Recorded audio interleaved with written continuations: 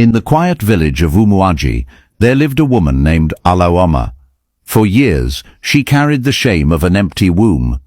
Villagers whispered behind her back, "Look at her, walking as if she owns the harvest." They say she speaks to the spirits. "Be careful, she might hear you."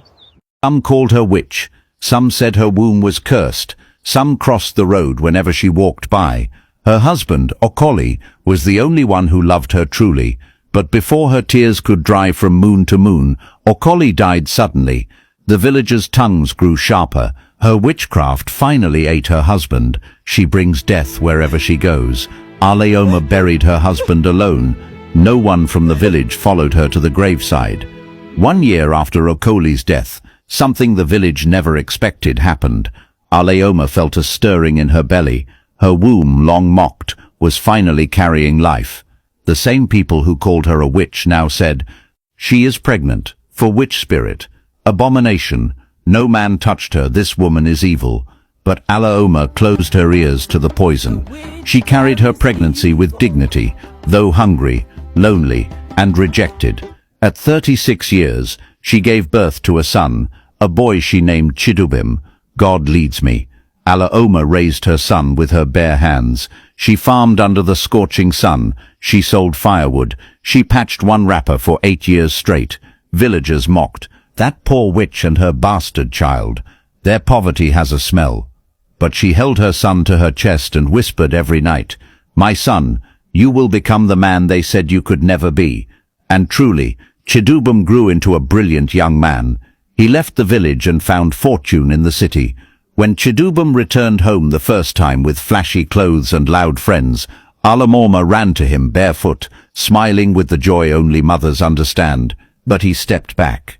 He looked at his mother's old wrapper, her cracked heels, the lines age had carved on her face. His friends laughed, and he said the words that stabbed deeper than any spear. "Please, don't call me son in public. People will think I came from poverty." Alaoma's heart broke silently. She walked home slowly, each step heavy like stones.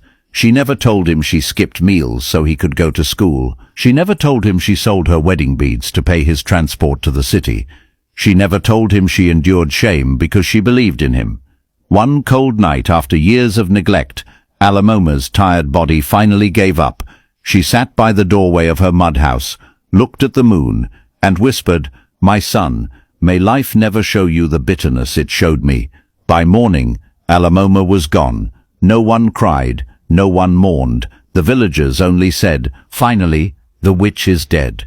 News reached Chidubim in the city. He returned to the village full of pride until he saw his mother's unmarked shallow grave dug behind her hut like she was nothing. His knees failed him.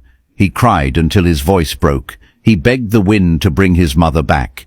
He begged for one more chance to call her mama. He begged to undo the shame he poured on the woman who raised him alone. But the earth does not return what it has swallowed. Bring my mother back.